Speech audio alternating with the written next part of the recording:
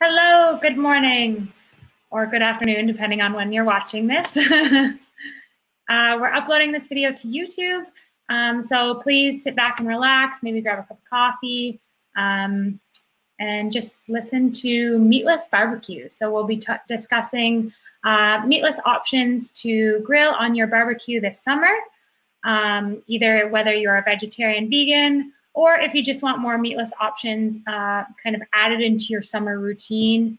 And we'll talk about the health benefits of those throughout the presentation. So my name is Brayden, I'm a health promotion specialist at CFB Brayden.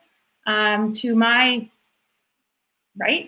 left is Jacquie Uprichard, health promotion specialist Brayden as well. So we'll be taking you through Meatless BBQ webinar today. And then if there are any questions throughout the presentation, as you're watching this on YouTube, feel free to email us at braydenhealthpromotion@gmail.com. We'll be happy to answer any questions you have about meatless barbecue or any other nutrition kind of related questions you may have. Anything to add there? No, I think we're good. Let's roll. All right.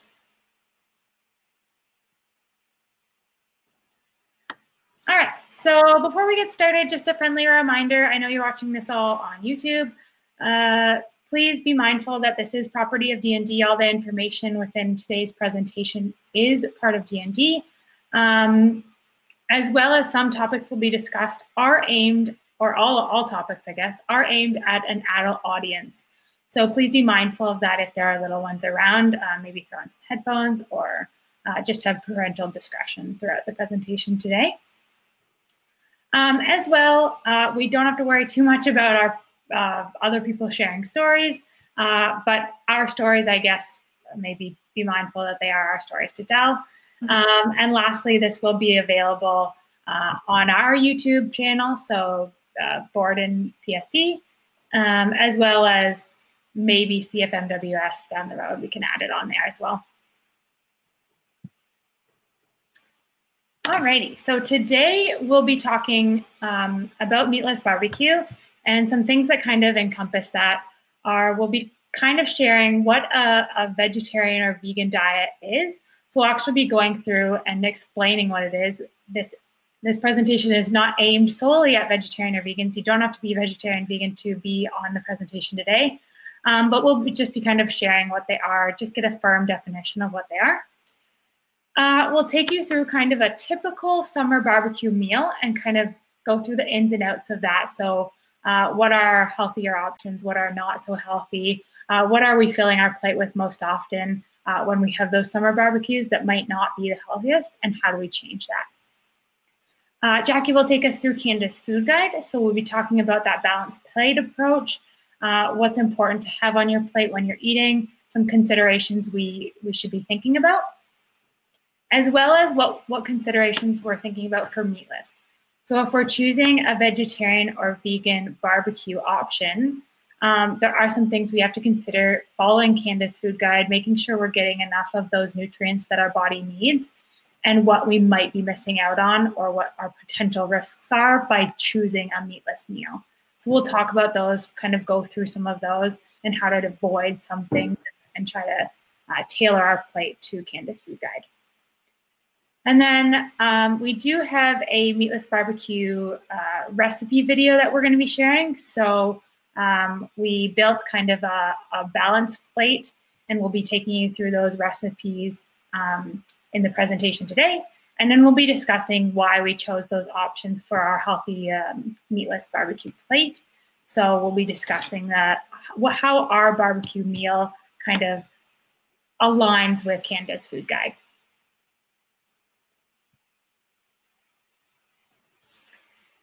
So if I was doing this in a typical webinar platform on Demio, I would now be asking, like, what's your reason for being here today? So I want you to just think about the reasons for attending this webinar or watching this on YouTube, whether you're vegan or vegetarian, or if you just want meatless options. So we know, based on Canada's food guide and the evidence that's coming out, there is supporting evidence to suggest that meatless meals can be a healthier option for us, you know, in terms of a bunch of different reasons for our overall health, for sustainability. We'll talk about those.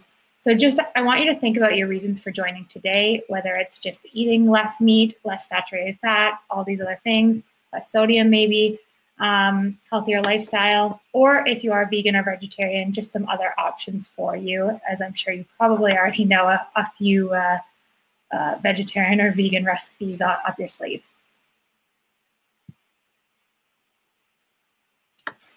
Okay, so vegetarian and vegan diets, they're oftentimes lumped together, I would say.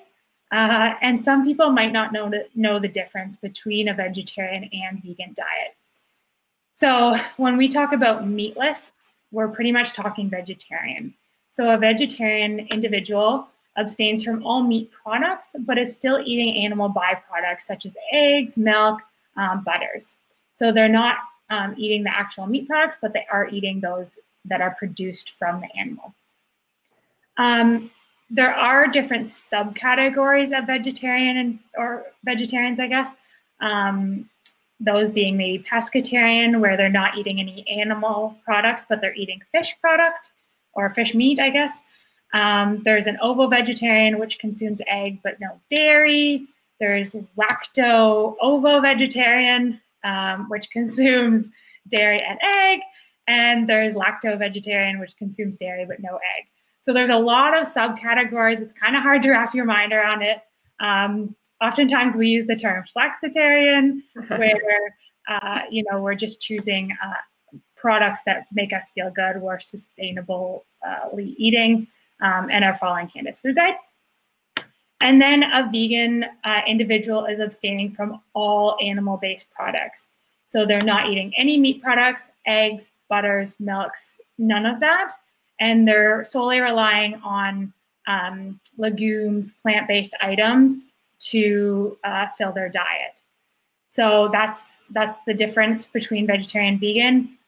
We will be going through all the recipes today are meatless, so they're vegetarian-based. However, we do kind of show you or tell you how to make them vegan. So one example was honey we have in our recipe, just removing that and adding maple syrup or something like that to make it more vegan friendly. Oh, there we go. Sorry, it's slow. Alrighty, so we're going to talk about a typical summer barbecue meal and what are the kind of health drawbacks and benefits from that. So if we think about a typical barbecue meal, I would say if I have my plate in front of me, I've got maybe a burger, maybe a sausage or a hot dog. Maybe if I'm getting more fancy, I have steak or ribs, maybe chicken breast, chicken thighs, whatever it might be, shish kebabs maybe. And then our sides are typically, you know, that Caesar salad with the heavy creamy dressing, of course, with bacon added, croutons, Parmesan cheese. We've got a potato salad maybe that's, you know, has the mayonnaise, sour cream, whatever it might be. And then we've got the pasta salad that is always at a potluck, that maybe has maybe some extra fats, maybe some unhealthy fats in there, depending on how they make it, maybe some high in sodium. So things to consider for your typical summer barbecue. Typically, the meats that we're eating, if we are barbecuing, tend to be higher in fat. So in particular, they tend to be higher in those saturated fats. So those unhealthy fats that we are choosing. So those burgers, those hot dogs, the steaks, all have saturated fat in them, and those are coming primarily from animal-based products. So if we're eating a meal, a barbecue meal that has a lot of meat in it, and they're unhealthy meats, then there's going to be a lot of saturated fat in that that we do want to try to avoid. As well, with a typical barbecue meal, we are making protein the star of the show, which isn't necessarily a horrible thing, but we do want to consider Canada's Food Guide in that only a quarter of our plate should be protein-based foods. So we need to consider that in terms of our overall plate. So I know If we have a typical barbecue, my partner's eating, 2 hamburgers, and that's taking up a majority of his plate. Whereas we need to consider that when we're making a healthier option or a healthier plate, that's a lot of protein in one meal. Not to mention all the other things that are on that burger or in that burger. As well, if we look at a typical summer plate, we're lacking in vegetables and fruit. So if we think about it, we really only get maybe some salad from, maybe romaine salad from the covered in Caesar dressing. So not the best option. We tend to have maybe potato salad might have some veggies in there. Pasta salad might have a few veggies in there. So if you're looking at the plate, it tends to be very beige and brown. I mean, it tastes good, but it's not an appetizing plate, nor is it following Canada's food guide. So we have to be mindful of that and try to add in more veggies and fruit when we can to make sure that we're getting a balanced plate. And then lastly, a typical summer barbecue, we're over-consuming. So if you think about it, when we're barbecuing, we might have friends over, we might be celebrating something, we might just be, kind of in vacation mode. And we tend to overconsume a lot of the foods that we're eating and not making it a healthy plate. So a few things to consider in our summer barbecue that we want to try to avoid or maybe shift a little bit to make it a healthier option.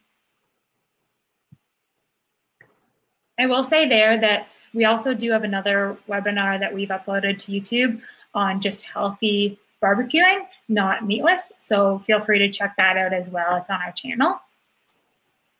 So let's shift gears and talk a little bit about healthy eating, just kind of in general, and then we're going to kind of loop it all back into our meatless barbecue and how we're kind of applying what we're going to be talking about to the recipes that we're going to be exploring here in a little while. When we talk about healthy eating, and if you've attended any of the health promotion, nutrition courses, I'm sure this is something you've heard before. But when we talk about healthy eating, what we're really trying to ensure is that we're getting the nutrients that our bodies need in the right amount to ensure that we have a proper energy balance. So when we're talking about that energy in, we want to make sure that it's matching that energy out, right? So that's going to vary depending on your level of activity, if you're training, if you have any specific medical concerns, those types of things. So all of those need to kind of be brought into consideration to ensure that you're eating the right amount of food to meet those energy requirements, but also ensuring that those foods that you are choosing have those nutrients that your body actually needs to be able to perform at its best, to do your daily tasks, and to stay generally healthy. So luckily, when we're talking about kind of this balance and these nutrients, we do have a pretty handy tool that we can refer to. And Brayden, let's go to the next slide there. I don't seem to have controls here today. Thank you. So we've mentioned it a few times already, but Canada's Food Guide is really our go-to resource for ensuring that we kind of have a manual, so to say, of how we can ensure that we are getting these nutrients and ensure that we are putting the right amount of energy into our bodies. And this can be kind of applied to every type of person who's has a different energy requirement. If you're kind of following these recommendations, you should be able to eat fairly healthily and maintain that well-being. So just kind of going through it here relatively quickly, we do have a ton of other Canada Food Guide specific presentations that are available too. So if you are interested in those, we can put those links maybe in the description for this video. But basically, when we look at the image here, this is kind of the new and improved Canada's Food Guide, which is really focusing on the balanced plate approach here. So when we're looking at this plate, you can see that it is extremely colorful. And looking at the one side, we're seeing half of our plate being our vegetables and fruits. So really trying to ensure that we are getting those vegetables and fruits in our diet. And every meal, approximately half of that meal is veggie or fruit based, pushing the veggies a little bit more often just because of sugar contents and things like that. But if we're able to do that, we're going to be able to basically make sure that we're getting a ton of the nutrients, vitamins and minerals that we're going to need, and a ton of those can come from veggies and fruits. When we look at the other side of the plate here, we're seeing about a quarter of it being our whole grains or grain products.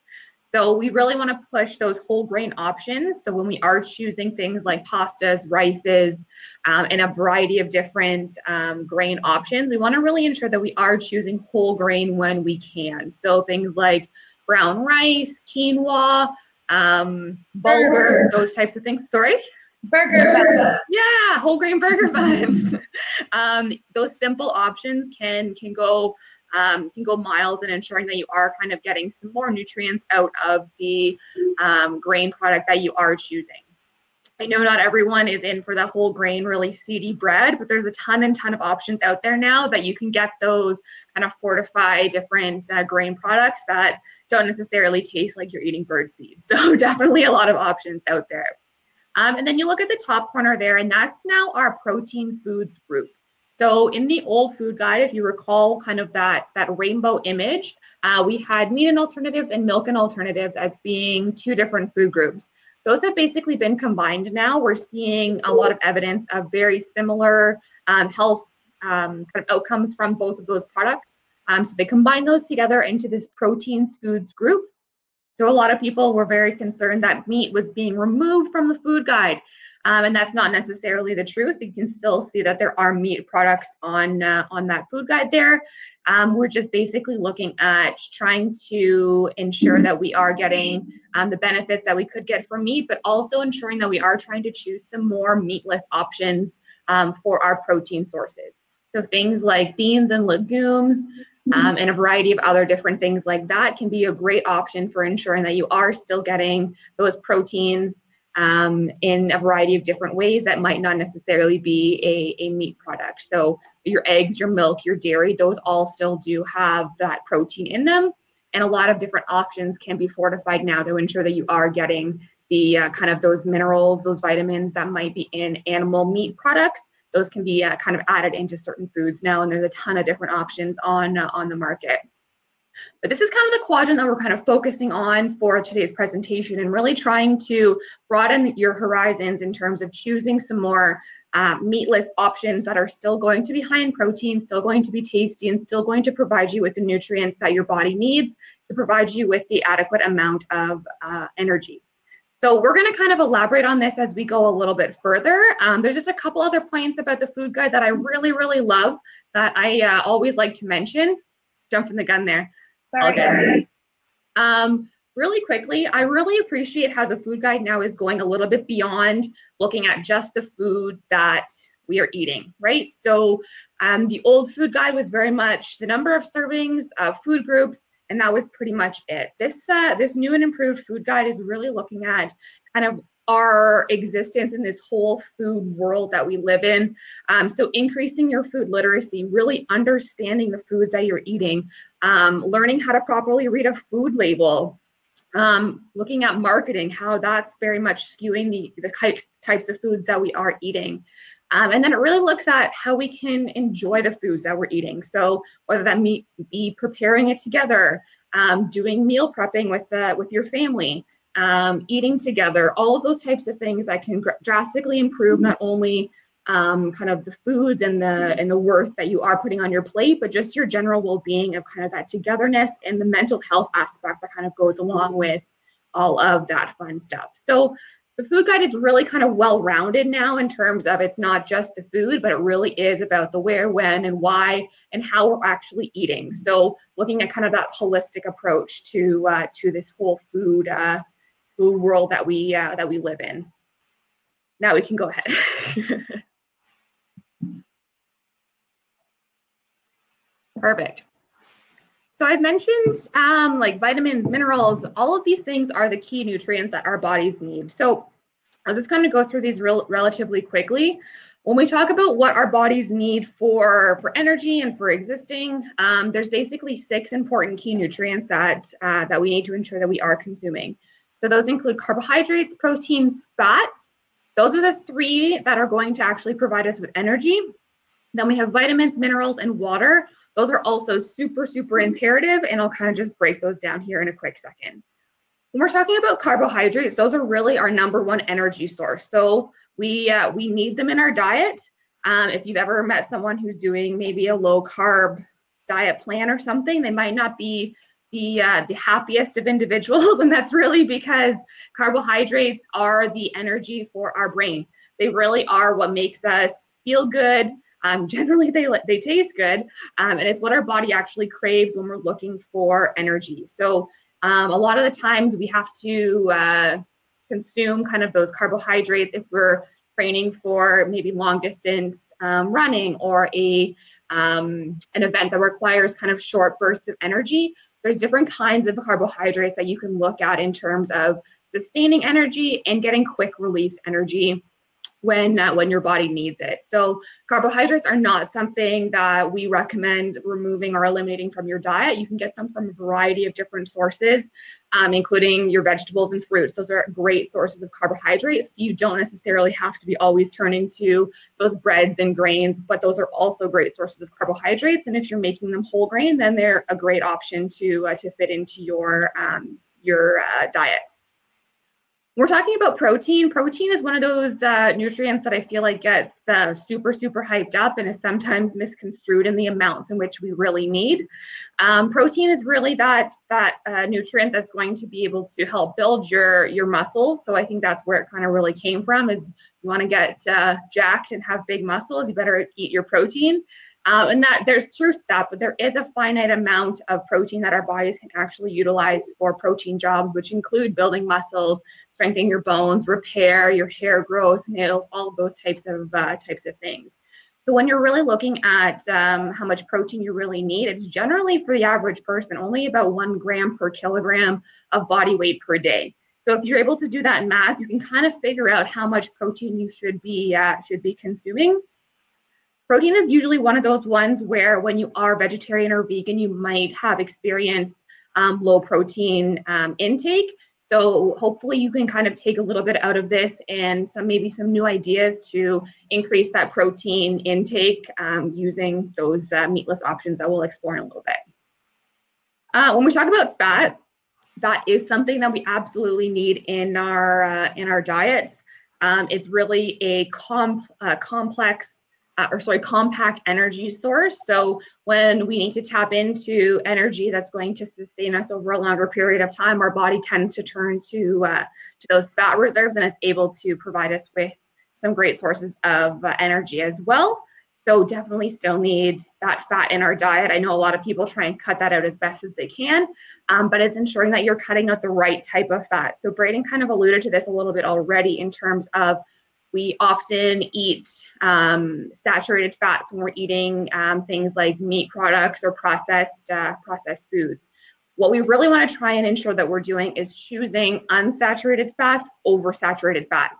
So those unsaturated fats are actually those healthy fats that are actually going to help our cholesterol levels and provide us with the proper nutrients that we need.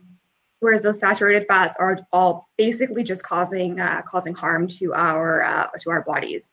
So just being a little bit more mindful of which fats that you're choosing can go a long way in ensuring that you are getting those fats in your diet. Our vitamins and minerals, really, if you're making that balanced plate, you're going to be getting those vitamins and minerals from the foods that you're eating. Not to kind of discourage taking a multivitamin, but if you've been recommended by your doctor, then go for it. But generally speaking, if you are eating a balanced diet, you're probably going to be getting all that you need, and you don't really require that extra multivitamin or things like that. I think, Brayden, you're talking a little bit about some vitamins to consider in a bit. Okay. Exactly. Perfect. Well, I'll leave it at that then. And then the last one that's there that I don't want to kind of mention is really that water. Water is one that often gets forgotten. And it's really one of the most important nutrients that our bodies need. Our bodies are about 70% water. Basically, all of our bodily functions rely on water for their ability to do the jobs that they need to do. So whether that be nerve transmission, fluid exchanges, flushing your body, all those types of things, staying hydrated and ensuring that you are consuming water is super important. It's one of the first things that you'll notice if you're having performance issues. They'll basically look at, are you hydrated enough? Because having a hydration level, what is it? I always forget these numbers. 2% less than optimal is going to decrease your performance by 15 to 20%. So that's a huge amount of performance loss just by a very small amount of dehydration. So we can't understate how important water really is for consuming on a daily basis. We're good. Let's keep rolling here. So when we really talk about the benefits of meatless meals, now knowing a little bit about some of those key nutrients and the food guide, when we're looking at some meatless options and meatless meals that we could consume throughout the summer months or all year round, we're really looking at, generally speaking, lower saturated fat intake. So if we're not eating those animal meat products, we're generally going to have lower saturated fat intake. And there's a bit of a caveat to this that I'll let Brayden touch on the next slide. But generally speaking, if you're making those kind of healthier meatless options, you are going to be consuming less saturated fat. Same with sodium. A lot of those processed foods, burgers, hot dogs, sausages have a really high sodium count to them. So if you are, again, choosing some meatless options, your sodium levels could be decreased. Lower cholesterol levels, same concept. All those processed foods generally have higher cholesterol. If you're consuming legumes and different beans and nuts and seeds and things like that as your protein source or kind of as your meat replacement, you are consuming a lot of fiber, tons of complex carbs, which is a great thing. Basically, you're getting a lot of what your body really needs from a meatless option.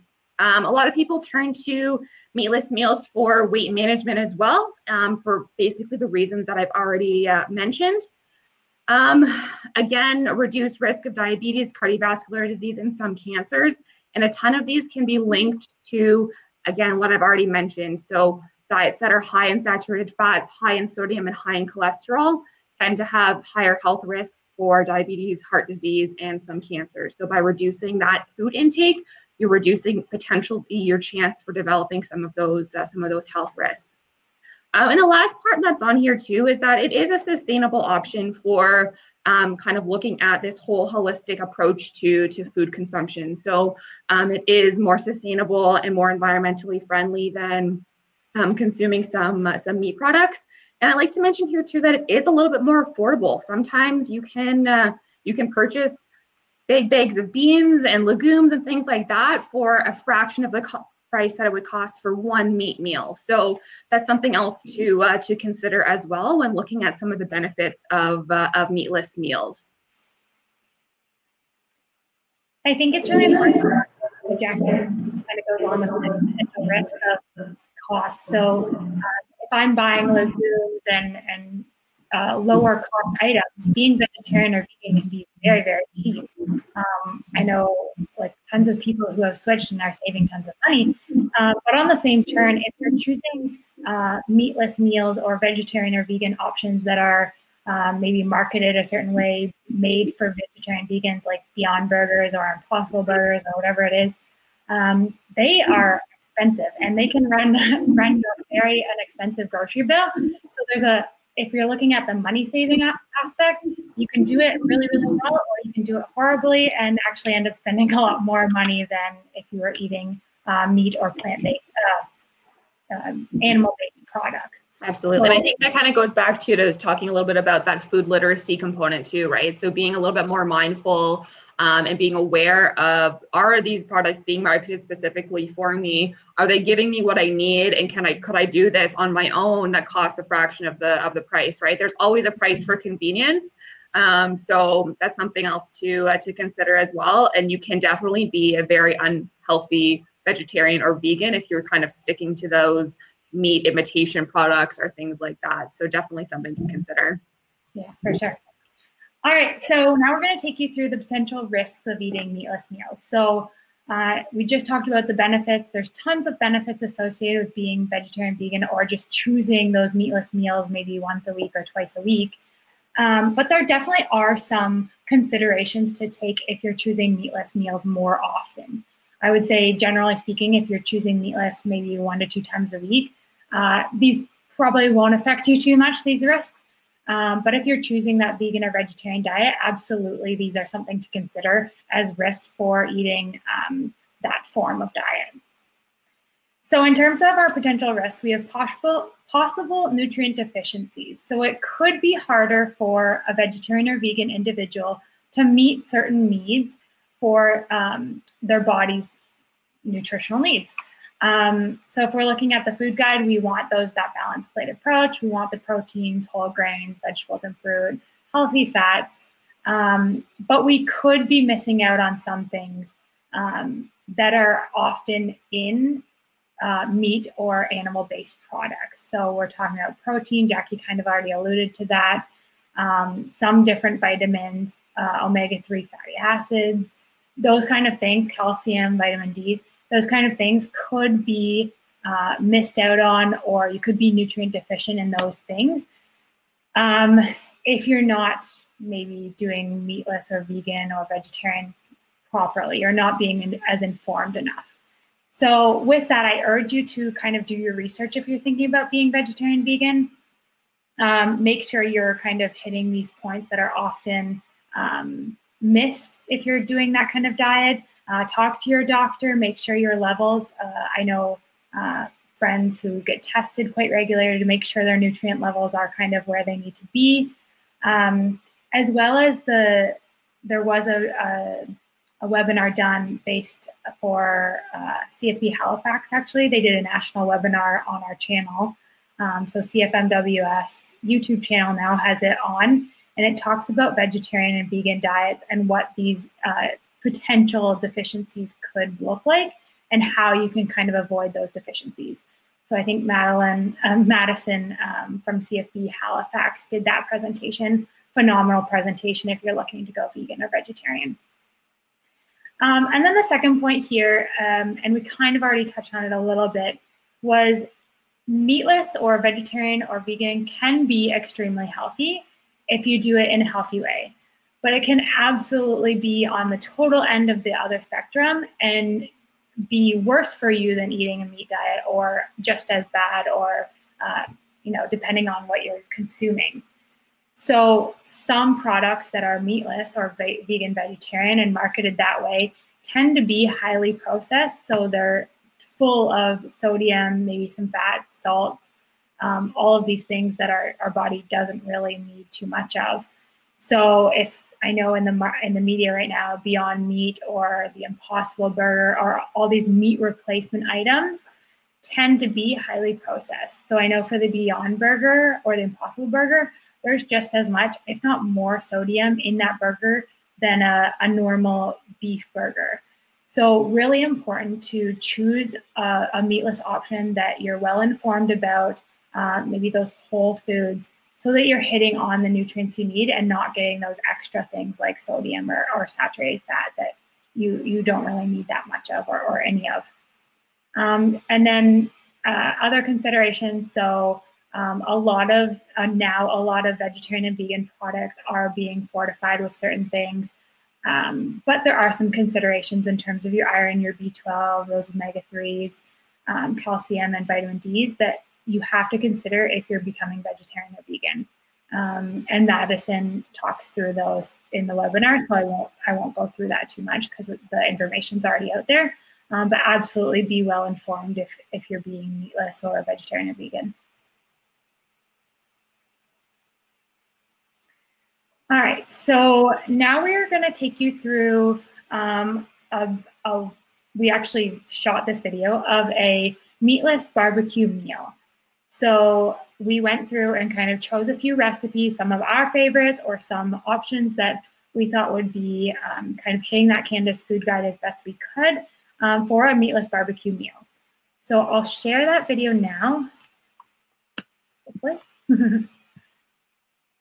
And then we'll kind of discuss it and kind of go through it and explain why we chose the items we did, what the benefits, what the potential risks are, all that stuff.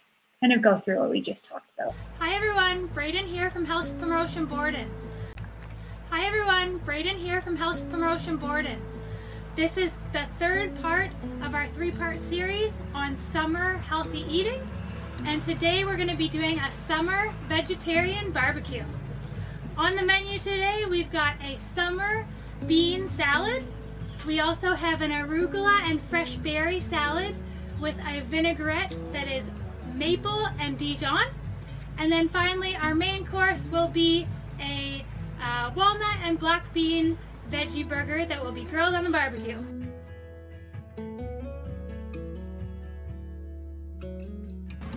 Hey everyone, Jackie here. Going to be showing you how to make our Southwest bean salad. Come on in and I'll show you the ingredients. Alright, so you're going to need 1 can of chickpeas, 1 can of bean medley of your choice, a can of corn or frozen corn, about a cup, half of a red onion chopped up nice and finely, about 2 tablespoons of honey. In our spice bowl here we have cilantro, coriander, cumin, chili powder, salt, pepper, as well as some garlic, about a teaspoon of each of those spices. You'll also need some lemon, some lime, and some olive oil. Alright, so we're going to start with the dressing. It's super simple. You're going to use some olive oil, probably about 1/4 cup. Add that into your bowl. We're going to add in our honey.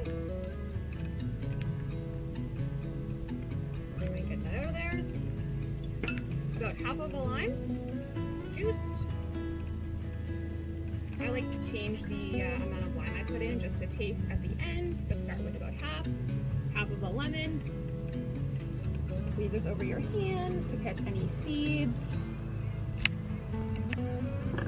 I'm going to just kind of whisk that together. And then I'm going to add in all of my spices.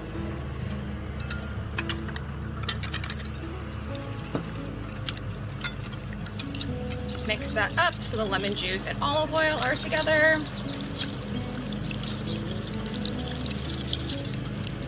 Nicely mixed.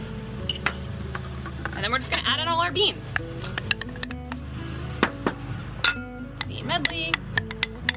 You could change this up and add whatever beans that you like. If you like black beans, you can add a can of those in there as well.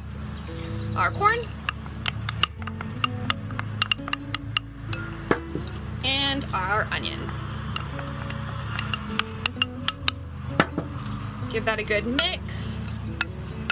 And that's pretty much it. I like to let it sit for at least an hour in the fridge to let all of the flavors kind of come together. And then of course you can adjust your seasoning to your personal taste preferences. If you wanted to make this vegan, all you'd have to do is eliminate the honey. You could add a different sweetener, maybe maple syrup or something like that for a little bit of sweetness. But otherwise, super simple summer Southwest bean salad.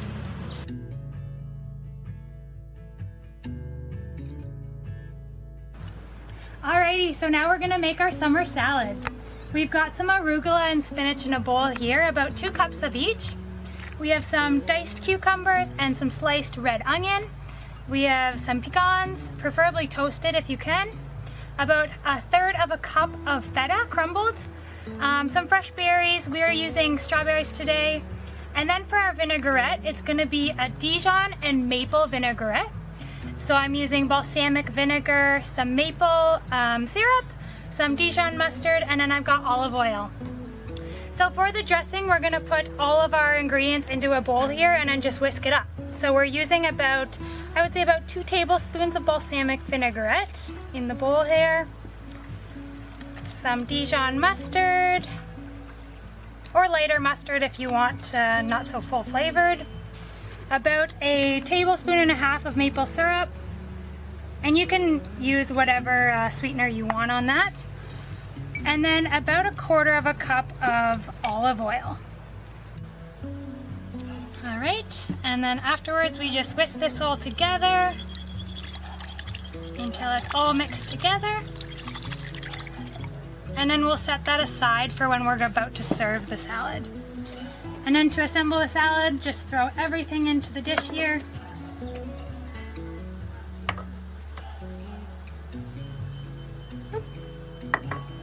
And then feta on top. And there you have it, the summer salad, and then you put on the Dijon mustard vinaigrette when you're ready to serve.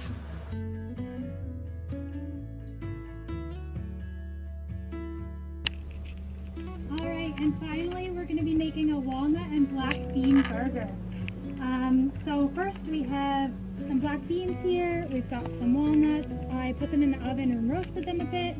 We've got some smoked paprika, some brown sugar, some salt, pepper, cumin, as well as some chili powder.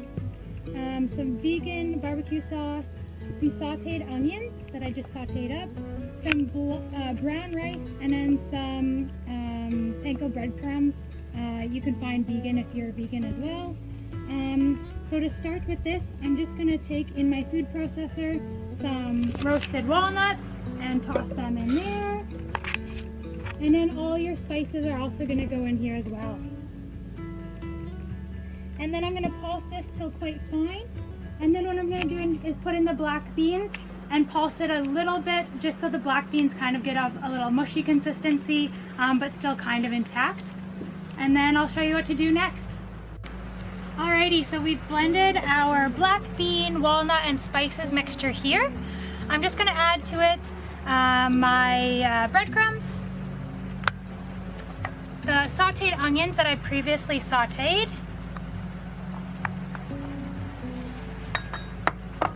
and then 1 cup of cooked brown rice, and about 1/3 cup of vegan or non-vegan, if you don't want vegan, barbecue sauce.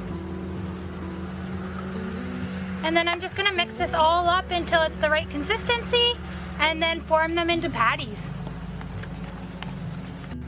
Alrighty, so we've preheated our grill up nice and hot and added some oil to it just to give it a nice coating. And then all you do is take the formed patties and place them on the grill. Let those cook for about 3 or 4 minutes before flipping them over.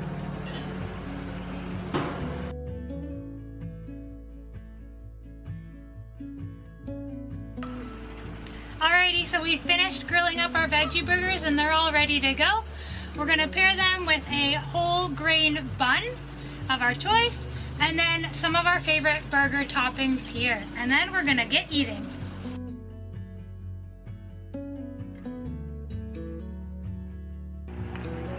And just like that, our plate is ready to go. If we're following Canada's food guide, we are having a balanced plate here. So we've got a whole grain bun, which is our whole grain. We've also got some brown rice in the burger. And then our protein foods are tons of legumes and beans throughout these 2 recipes here, and some nuts from our summer salad. And then a ton of veggies in here, from our toppings for our burger to our salad, to even some veggies in the bean salad. So it looks great, and I'm going to enjoy this.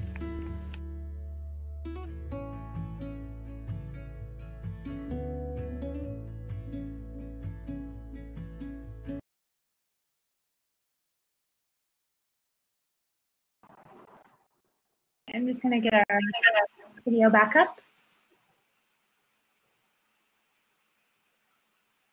You can see that okay? Yep. Oops. Jumping the gun. All right. So we took we just watched our video or recipe of our meatless barbecue. I know we're really great at videoing and creating that recipe for you. Hope you enjoyed it.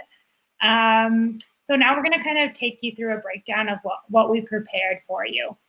So to start off, we made, or Jackie made, a Southwest bean salad. So if we're looking at a meatless alternative meal, full of protein. Beans and legumes are a great source of protein, very much filled with that. Awesome substitute. They don't have really any negatives, I wouldn't say. Great option, cheap, affordable, as well as a source of fiber, iron, and zinc. Oftentimes, maybe we're not getting enough of that if we're vegetarian or vegan. So an absolute great option. As well, we're using our healthy fats or unsaturated fats by using olive oil. As well, with that, there are some other alternatives to healthy oils available. So olive oil being maybe the most popular. As well, there's grapeseed, corn, safflower, sunflower, olive oil, like I mentioned, and canola oil are awesome options as well for those oils to use during cooking, especially if, as well, if you're vegan, you can't use any butters or anything, which is probably a good thing because these oils are full of unsaturated fat, so that's great. As well, with our summer berry salad, that's where we're getting a lot of our fruits and vegetables in our meal. We do have other places where we're getting fruit and vegetable, but the summer berry salad is a great option with an unsaturated fat dressing. So we're not leaning on that Caesar salad dressing like we were before. We're now choosing that lighter unsaturated fat with those olive oils dressing, as well the maple syrup and the Dijon mustard.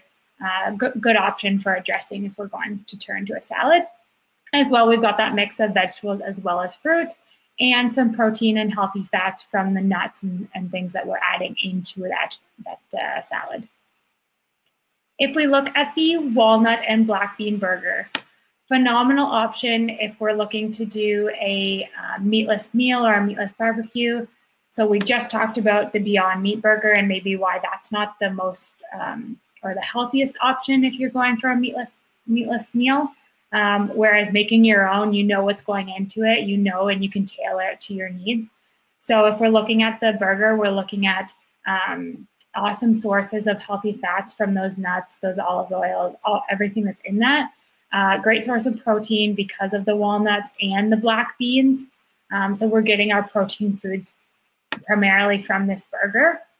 As well, we're getting a source of whole grains by choosing a whole grain bun for our burger. So that's an awesome spot where you can do a very small switch. The bun wasn't extra seedy or anything. It's a very easy switch to choose a whole grain bun as opposed to that white buns that maybe are traditionally chosen. As well, the whole grain rice or the brown rice in it, instead of choosing white rice, choosing that brown rice, because again, you're really probably not going to notice much of the difference when it's all mixed into that burger. Exactly. And actually, I like it better with brown rice because it makes it more meaty tasting, you know? Yes, it's a little bit more hearty. Yeah. And then vegetable toppings. So if I'm choosing a burger, we have to be very aware of the toppings that we're putting on our burger. That's a spot where we can easily get a ton of saturated fat, a ton of sodium, making our meal very unhealthy very quickly, very high calories.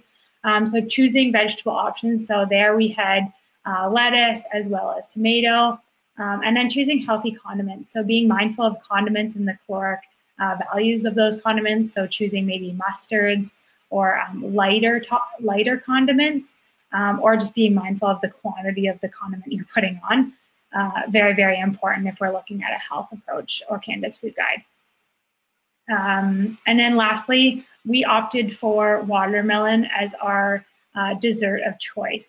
So a few reasons for that. Absolutely, we're getting a serving or a couple servings of fruits from that. As well, we know what's in the product. It's full of natural sugars, no artificial flavorings or anything like that, as a lot of other desserts would have. As well, Jackie talked about the huge importance of water in our diet, and watermelon is an awesome source of water into our diet when maybe we're not choosing, or it's another option in addition to choosing just plain old water. You know, kind of like that hidden way to get some water into your meal. So awesome meal that we've created, kind of hitting those marks on proteins, whole grains, and fruit and veg, as well as those healthy fats. So great option if you're looking for a meatless meal. Anything to add to that, Jackie? No, I think that about covers it. The video really kind of broke down that whole Canada's Food Guide approach there at the end, and it just kind of demonstrates a way of being a little bit more unconventional in kind of how that breakdown happens, right? So it's not necessarily just half veggies, a protein piece, and then a whole grain, right? You can see how it can all kind of be mixed together and still get the same great benefits. And having had to eat that meal afterwards, it was very, very good. All right. So just a few resources that we do like to share when it comes to nutrition. Unlockfood.ca is an amazing resource. Tons of really great informational pages, as well as recipes, meal planning, all kinds of trackers, all kinds of things can be found on that website. So we highly, highly recommend going to check that out. As well as Canada's Food Guide. Their website has a ton of resources as well, a ton of more information on like the switch from the old to the new, the rationale. It even has links out to different sources and recipes as well if you're trying to explore or expand your recipe book there. We also just like to include the resources that are always available to CAP members, particularly kind of during these interesting times. So making sure that you're aware that you do have access to SIFMAP, the suicide hotline, information on COVID-19, the family information line is another great resource, as well as the SMRC and Kids Help Phone. We just want to make sure that everyone always knows that those are available. And we always like to do this plug for our Summer Wellness Challenge. So we've been running this since the beginning of July, and it runs every single week all summer long. So we have a few weeks left to let you join in on the Summer Wellness Challenge. Basically, every Sunday we're sharing a list of weekly challenges that you can participate in. If you complete at least 4 on that list, you can submit to be entered into a weekly draw to win a health promotion prize pack, as well as you'll be entered to win the grand prize at the end of the summer, which is an amazing prize that we were donated, a family size stand-up paddle board with the paddle. There's even lessons in there. So we're very, very grateful that we have that awesome prize, but we want to encourage people to still participate and join in. Check out our social media accounts for any of the details. Speaking of, if you have any questions, please feel free to email us at bordenhealthpromotion@gmail.com. That's monitored regularly. So if you have any questions about this webinar or anything, please drop us a line, as well as our Facebook or Instagram. We are very responsive on there as well. So PSP Borden Health and Fitness, it's the kind of joint account for the fitness team as well as the health promotion team, and we have a ton of content that's being pushed out on there as well. So please feel free to connect anytime, and hopefully we can help you out. And that's bringing us to the end there. So we want to say thanks for if you stuck it out with us during this presentation. That's awesome. And again, if you have any questions, please feel free to connect with us. If you drop any comments below, we'll make sure that we get back to you. And I hope everyone has a great day. Thank you so much. Thanks.